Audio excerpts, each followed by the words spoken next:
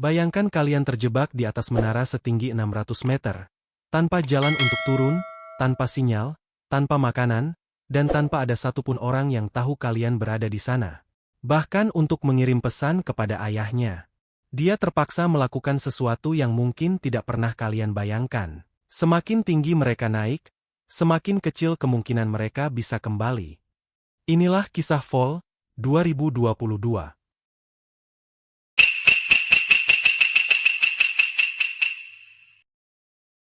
Cerita dimulai ketika Becky bersama suaminya yaitu Dadan, dan sahabat mereka yang bernama Hunter mencoba menaklukkan sebuah tebing yang cukup ekstrim. Saat itu mereka terus bergerak menuju bagian atas tebing. Semuanya masih terlihat aman sampai akhirnya Dadan menemukan sebuah lubang pada batu yang akan digunakan untuk memasang pengaman. Dadan tidak menyadari kalau di dalam lubang tersebut terdapat seekor burung. Ketika tangannya masuk, burung itu tiba-tiba keluar dan membuat Dadan kaget.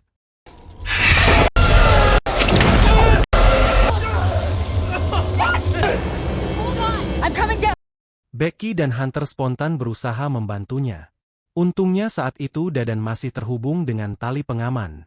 Tetapi masalah muncul ketika kaitan yang digunakan ternyata tidak mampu menahan beban si Dadan. Tali tersebut perlahan terlepas dan Dadan akhirnya terjatuh ke bawah.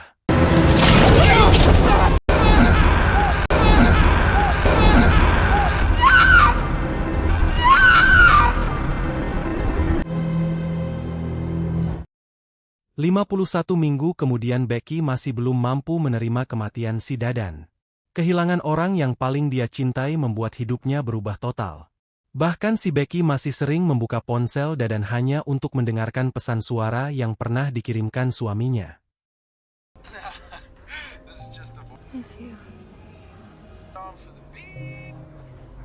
Ayah Becky sebenarnya terus berusaha membantu putrinya. Dia ingin Becky berhenti terjebak dalam kesedihan dan mulai menjalani kehidupan kembali. Namun Becky justru merasa semakin tertekan. Setiap kali ayahnya mencoba ikut campur, mereka malah bertengkar. Becky benar-benar berada di titik terendah.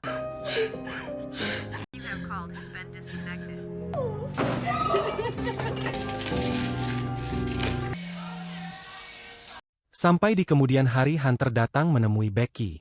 Setelah tragedi tersebut, mereka memang hampir tidak pernah bertemu lagi. Tetapi kali ini Hunter datang dengan sebuah rencana. Dia ingin membantu sahabatnya keluar dari rasa takut dan kesedihan yang selama ini menghantuinya. Kemudian Hunter mengajak Becky melakukan sesuatu yang terdengar sangat tidak masuk akal. I have something that I want to pitch you. The B-67T. Only a 6-hour drive from here. We don't confront your fears. You are always going. And you could scatter Dan's ashes on top.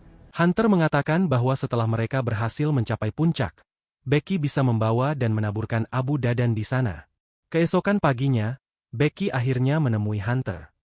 Setelah mempertimbangkan semuanya, dia mengatakan bahwa dirinya siap ikut. Let's do it. Oh my God, Becky, we are so...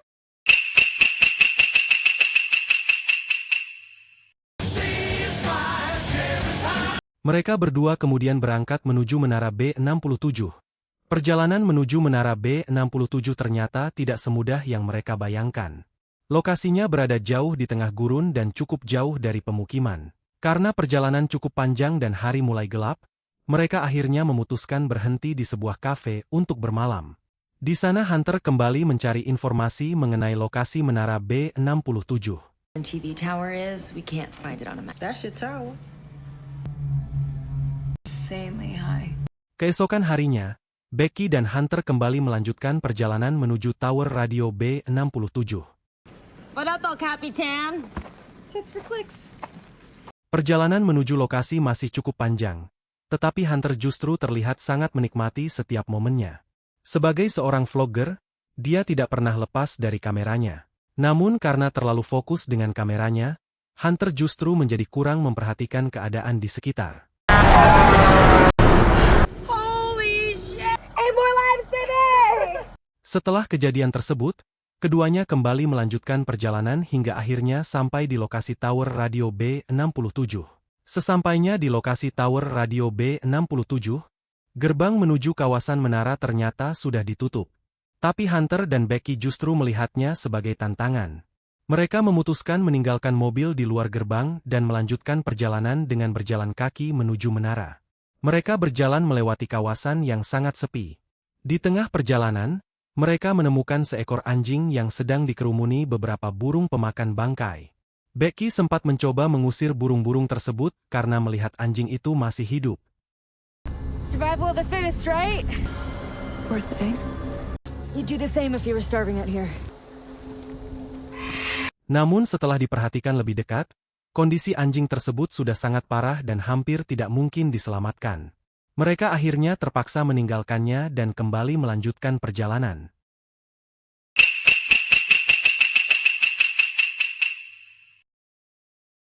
Tidak lama kemudian, mereka akhirnya sampai tepat di bawah tower radio B67. World's gonna be wide open to the elements. We're gonna begin our grueling journey. Becky langsung terdiam. Dia melihat ke atas dan rasa trauma akibat kematian Dadan mulai kembali muncul. Hunter mencoba menenangkan Becky. At it head on and kick its ass.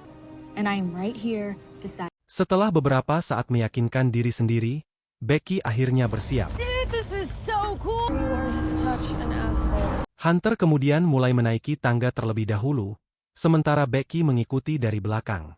Awalnya pendakian terasa cukup lancar. Mereka menaiki anak tangga demi anak tangga sambil perlahan meninggalkan tanah. Namun baru beberapa saat mendaki, sebuah anak tangga tiba-tiba terlepas. Dari situ mulai terlihat bahwa kondisi tower radio B67 ternyata jauh dari kata aman. Beberapa bagian besi sudah tua, berkarat, dan terlihat tidak terawat. Mereka akhirnya mencapai ketinggian sekitar 1000 kaki. Dan setiap kali Becky melihat ke bawah, rasa takutnya kembali muncul. Untuk sementara belum ada masalah besar. Namun semakin tinggi mereka naik, angin mulai terasa semakin kuat. Ketika mencapai sekitar 1800 kaki, Becky mulai panik. Napasnya mulai tidak teratur dan dia hampir memutuskan untuk berhenti. I can't. You're doing great. Barulah setelah itu mereka kembali melanjutkan perjalanan menuju ke puncak tower. Becky yang saat itu merasa gugup dan ketakutan terus mendapatkan dukungan dari Hunter yang justru terlihat santai dan menikmati petualangan mereka. Hembusan angin kini sudah mulai terasa kencang. Tapi karena sudah hampir sampai, Becky tetap memaksakan memberanikan diri walaupun tangganya yang terlihat rapuh. Dan bahkan sudah berkarat. Di tengah kepanikan yang dirasakan Becky, Hunter masih sempat-sempatnya bercanda dengan menggoyangkan tangga yang sudah rapuh itu. Mereka tak sadar kalau sebagian baut yang ada di tangga ada yang sudah terlepas. Setelah perjuangan panjang, akhirnya mereka berhasil mencapai bagian paling atas tower radio B67. Trust me.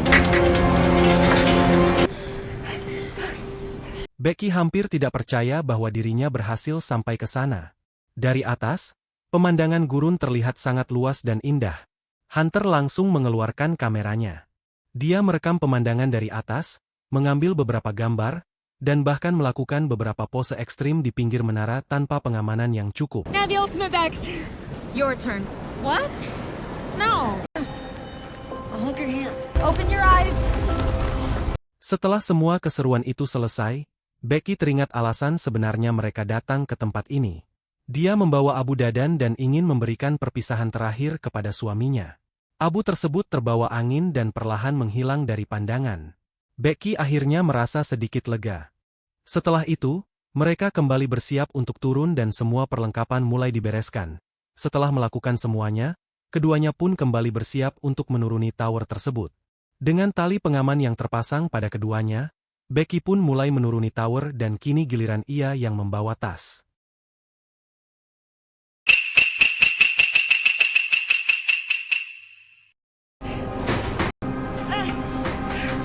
Namun saat Becky mulai turun lebih dulu, tiba-tiba bagian tangga yang mereka gunakan terlepas.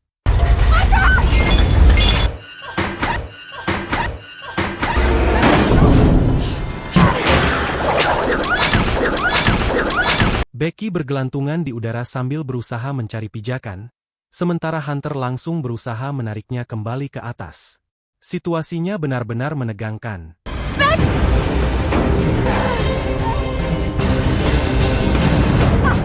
Hunter akhirnya berhasil membantu Becky kembali ke posisi yang lebih aman. Untuk sesaat mereka mengira semuanya masih bisa diselesaikan. Namun ketika mereka melihat ke bawah, wajah keduanya langsung berubah. Must be some... I don't have a signal. Becky mulai panik.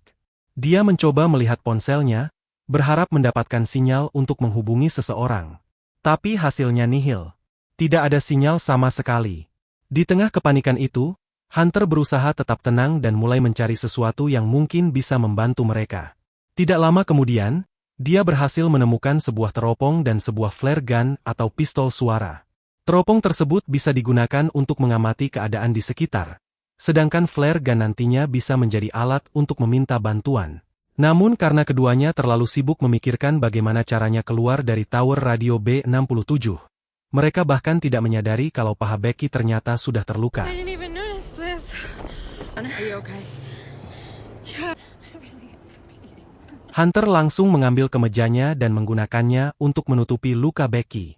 Mereka tidak tahu seberapa parah luka itu, tetapi satu hal yang pasti, mereka tidak boleh kehilangan terlalu banyak tenaga. Of a 2,000-foot tower, would like to be remembered for my life, not my... Thing that makes you feel alive. Setelah beberapa jam terjebak di atas tower, Becky kemudian teringat pada postingan Hunter. Dia berpikir, mungkin saja di bagian yang lebih rendah mereka bisa mendapatkan sinyal. Mereka pun mencoba mencari cara agar ponsel Hunter bisa diturunkan ke bawah. Setelah membuat postingan permintaan meminta tolong kepada pengikut Hunter di sosial media, mereka mengikat ponsel tersebut menggunakan tali pengaman dan perlahan menurunkannya. Namun setelah ponsel mencapai batas terendah tali, tetap saja tidak ada sinyal. Mereka tidak menyerah begitu saja. Kalau sinyal tidak bisa didapatkan dari posisi itu, mungkin satu-satunya cara adalah menjatuhkan ponsel langsung ke bawah. We know there's a signal at the base. We just dropped Okay, your but what phone. if my phone just shattered? Need something to put it in. Yeah. Hunter kemudian memasukkan ponselnya ke dalam sebuah sepatu. Mereka menambahkan beberapa bahan yang bahkan BH si Hunter dijadikan pengaman agar benturannya bisa diredam dan berharap ponsel tersebut masih bisa berfungsi setelah sampai di dasar tower. Akhirnya, sepatu yang berisi BH dan ponsel itu dilemparkan ke bawah. Mereka hanya bisa berharap ponsel tersebut selamat dan postingan permintaan tolong mereka berhasil terkirim. Sambil menunggu kemungkinan adanya bantuan, Hunter menggunakan teropong untuk melihat keadaan di sekitar. Namun tanpa sengaja, perhatian Becky justru tertuju pada kaki Hunter. Di sana terdapat sebuah tato dengan angka tertentu. Becky langsung teringat sesuatu. Tato itu mengingatkannya pada sesuatu yang pernah disebutkan oleh Dadan. 1, 4, 3. I love you. Namun dia memilih untuk tidak memikirkannya terlebih dahulu.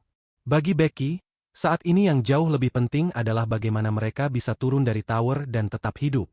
Tidak lama kemudian, Hunter melihat sesuatu melalui teropong.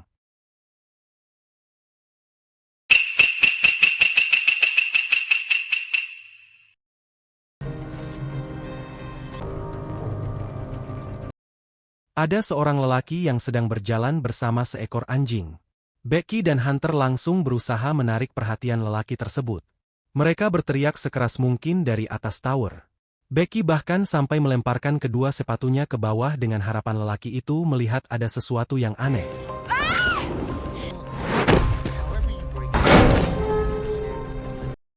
Tapi jarak mereka terlalu jauh. Lelaki tersebut tidak mendengar teriakan mereka dan akhirnya pergi begitu saja. Harapan mereka kembali menipis. Ketika melihat ke bawah, mereka juga menyadari kalau ponsel Hunter yang tadi dijatuhkan ternyata sudah hancur. Namun Hunter masih memperhatikan lelaki tadi menggunakan teropong. Ternyata lelaki tersebut berjalan menuju rekannya yang berada di sebuah camper van yang terparkir tidak terlalu jauh dari lokasi tower. Melihat hal itu, Hunter mendapatkan sebuah ide. Mereka masih memiliki flare gun. Wait, no, do not fire the flare. We'll fire the flare when the sun goes down. We've only got one shot at this. Akhirnya malam pun tiba. Hunter kemudian memberi aba-aba. Saat itu pun Becky menembakkan pistol suar. Hey, sons of bitches, I'm here! Wait, they're looking at us. Oh my god, they're coming! Becky dan Hunter mulai merasa lega. Setelah berjam-jam menunggu, akhirnya ada orang yang mengetahui keberadaan mereka. No, what the you asshole! What the hell? God! Kedua lelaki itu justru mengambil mobil Hunter yang terparkir di dekat gerbang. Becky dan Hunter hanya bisa terpaku melihat mobil mereka semakin menjauh. Harapan yang tadi sempat muncul kembali hancur dalam sekejap. Malam itu mereka terpaksa menginap di atas tower dalam kondisi yang semakin buruk. Mereka juga tidak tahu sampai kapan harus bertahan di sana. Di tengah keheningan malam, Becky kembali teringat pada tato di kaki Hunter. Kali ini dia tidak bisa mengabaikannya lagi. Becky akhirnya memberanikan diri bertanya kepada Hunter. 143.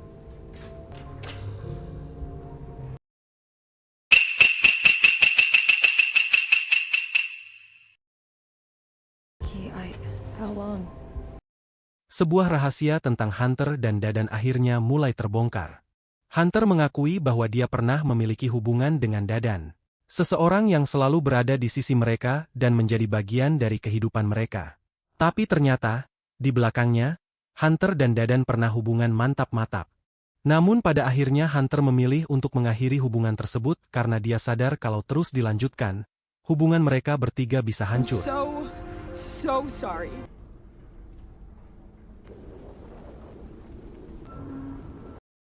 Setelah mendengar penjelasan Hunter, Becky mencoba menerima kenyataan tersebut. Bagaimanapun juga, kejadian itu sudah berlalu dan sekarang mereka berdua sedang menghadapi masalah yang jauh lebih besar.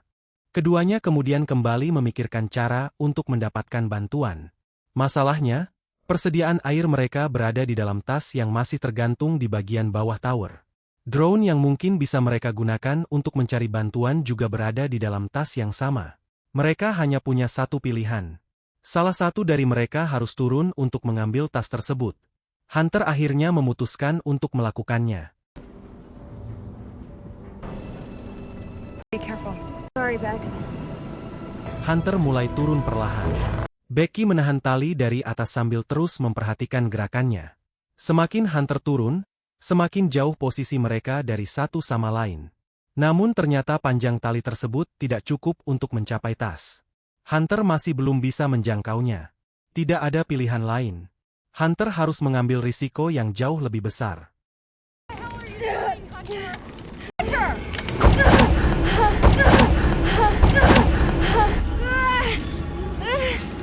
Dia melepaskan ikatan pengamannya dan bersiap melompat ke bagian struktur tower yang berada lebih rendah. Melihat itu, Becky langsung panik. Tapi Hunter tidak punya pilihan.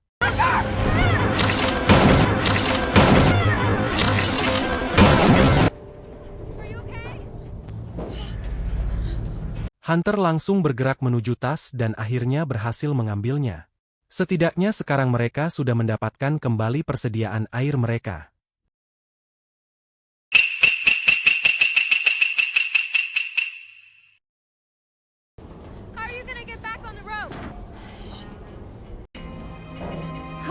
Okay, can you reach it? Hunter mencoba menggapai tali tersebut, tetapi jaraknya terlalu jauh. Tidak mau menyerah, dia akhirnya menggunakan tongkat selfie miliknya untuk membantu menarik tali agar lebih dekat. Dengan susah payah, Hunter berhasil mengaitkan tongkat selfie ke arah tali dan akhirnya bisa meraihnya. Hunter mulai mempersiapkan diri untuk naik.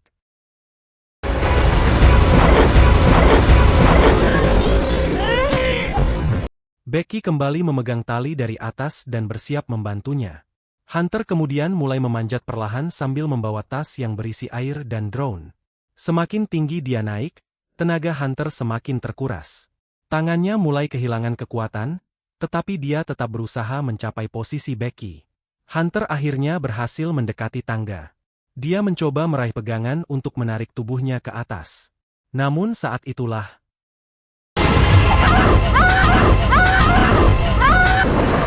tubuhnya langsung jatuh kembali. Becky sontak panik dan menarik tali sekuat tenaga. Hunter masih tertahan oleh tali pengaman, tapi perjuangan Hunter untuk kembali ke atas ternyata belum selesai. Setelah perjuangan yang cukup panjang, akhirnya Hunter berhasil mendekati bagian tangga. Hunter akhirnya berhasil kembali ke posisi yang lebih aman. Mereka berdua kemudian memeriksa isi tas yang berhasil diambil. Persediaan air sudah kembali, dan yang paling penting, drone mereka juga masih ada. Mereka kembali memiliki satu kesempatan untuk meminta bantuan. Hunter memasukkan pesan permintaan pertolongan ke dalam drone. Setelah semuanya siap, mereka mulai menerbangkan drone dari atas tower. Drone perlahan menjauh dari menara. Becky dan Hunter hanya bisa melihatnya terbang menuju arah bangunan yang mereka harapkan bisa menjadi jalan keluar. Namun masalahnya, baterai drone ternyata hampir habis. Mereka tidak ingin mengambil risiko drone kehabisan baterai sebelum mencapai tujuan. We'll grab it when it gets close. We have a charger, but we don't have any power. What are we gonna do? No, we're gonna be okay. Becky yang sudah kelelahan akhirnya tertidur. Namun tidurnya tidak membuat keadaan menjadi lebih baik. Dalam mimpinya, Becky tiba-tiba terbangun dan panik karena Hunter tidak lagi berada di sisinya. Hunter, where are you? Hunter! Hunter! Dia mencoba mencari keberadaan Hunter, tetapi sosoknya sama sekali tidak terlihat. Sampai akhirnya Becky melihat sesuatu yang membuatnya semakin ketakutan.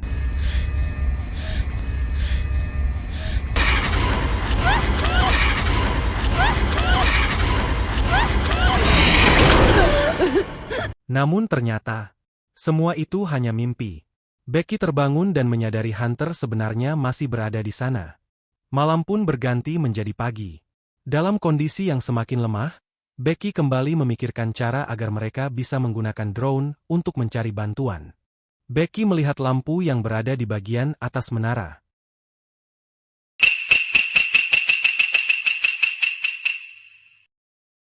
But it's gonna feel like 1,000. Is it like okay? You can do this. Becky pun mulai memanjat. Satu demi satu bagian tower dia lewati. Napasnya mulai berat. Tubuhnya hampir tidak memiliki tenaga. Tapi dari bawah, Hunter terus memberikan semangat agar Becky tidak menyerah. Dan entah bagaimana, dengan sisa tenaga yang dimilikinya, Becky terus memaksa dirinya naik. Dengan penuh rasa bahagia Becky berhasil mencapai bagian atas. Be careful.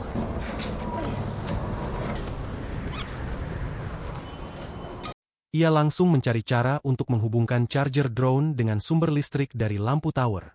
Dia mencoba mengingat kembali trik yang pernah diajarkan Hunter. Dengan memanfaatkan benda yang ada padanya, termasuk cincin pernikahannya, Becky akhirnya berhasil membuat sambungan. It's working. It's freaking. Hey, we're gonna need a full charge. You gonna be okay? Okay, we have to charge it all the way. Yeah, I got this. Becky harus tetap berada di sana dan menunggu. Sementara itu, luka di kakinya semakin terasa. Darah yang keluar ternyata mulai menarik perhatian sesuatu yang sejak tadi berputar-putar di sekitar tower. Come on, Becky, you're so close.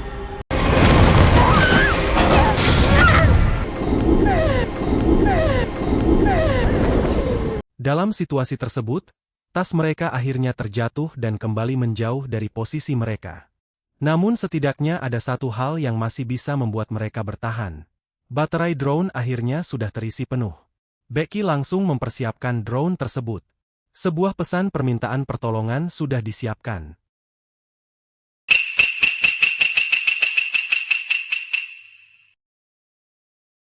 Sekarang drone itu menjadi harapan terakhir mereka.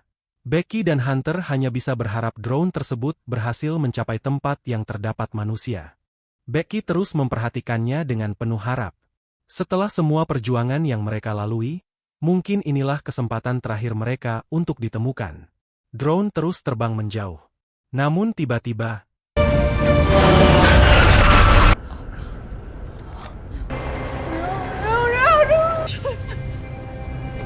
harapan mereka yang baru saja muncul langsung hancur dalam sekejap. Becky dan Hunter hanya bisa terdiam. Seolah-olah Tower B67 memang tidak ingin membiarkan mereka pulang. Tapi ternyata, masih ada satu kesempatan terakhir yang belum mereka gunakan. Mungkin mereka masih bisa menggunakan cara yang sebelumnya dilakukan Hunter. Becky meminta Hunter untuk melepaskan sepatunya agar ponsel bisa dimasukkan ke dalam sepatu dan dijatuhkan ke bawah. can pad this out better than... Why? This on your foot.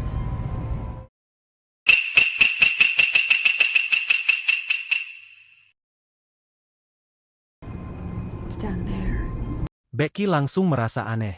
Ada sesuatu yang tidak beres. Becky kemudian melihat ke arah Hunter dan perlahan menyadari kenyataan yang selama ini tidak ingin dia terima.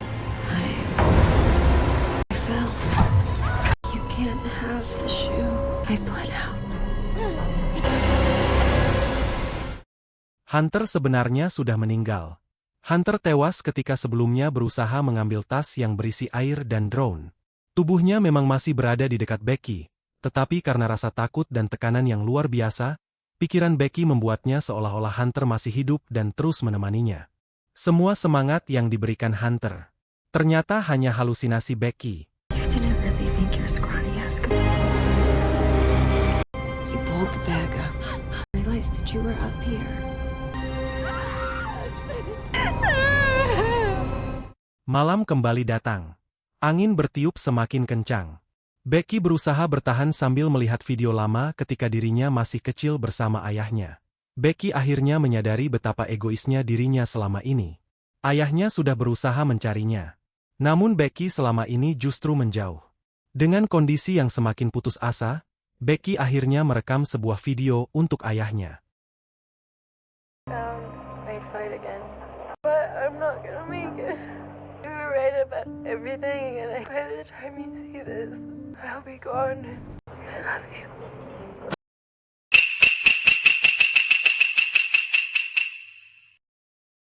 Setelah merekam pesan tersebut, Becky kembali mencoba bertahan. Namun tubuhnya semakin lemah. Burung pemakan bangkai mulai mendekati lukanya.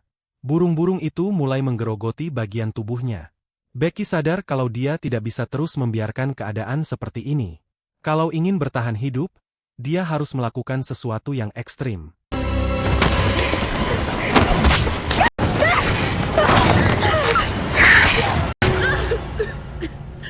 Survival of the fittest. Becky membunuh burung itu. Bukan karena dia ingin, tapi karena dia membutuhkan makanan untuk bertahan hidup. Setelah itu, Becky kembali melihat tali yang masih terhubung ke bagian bawah tower. Dia mulai memikirkan satu cara terakhir untuk mengirim pesan kepada ayahnya. Dan kali ini, Becky tidak akan menggunakan ponselnya dengan cara biasa. Dia akan menggunakan sesuatu yang selama ini berada tepat di dekatnya. Becky mengambil ponsel dan memasukkannya ke dalam sepatu Hunter.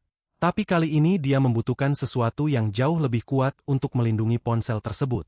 Dengan berat hati, Becky menggunakan jasad Hunter sebagai tempat untuk menyembunyikan ponsel tersebut. I'm so sorry, but I really have to make sure. God, I'm sorry.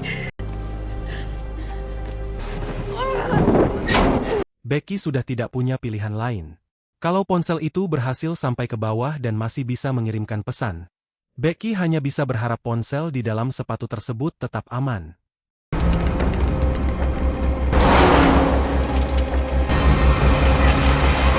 Beberapa saat kemudian, dari kejauhan, ayah Becky melihat tubuh yang tergeletak di sekitar tower. Dia mengira orang yang ditemukan itu adalah Becky. Namun ketika dia berada di dekat jasad tersebut, tiba-tiba terdengar suara.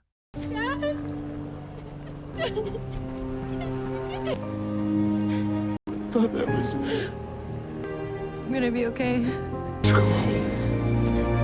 Pengalaman tersebut meninggalkan luka yang jauh lebih dalam daripada sekadar luka fisik. Dia kehilangan Hunter. Dia kehilangan Dadan. Pada akhirnya, Becky berhasil melakukan sesuatu yang sebelumnya terasa mustahil. Dia kembali memilih untuk hidup. Dan mungkin inilah pesan terbesar dari perjalanan Becky. Life is fleeting. Life is short. Gotta use every moment to do something that makes you feel alive. Dan cerita pun tamat.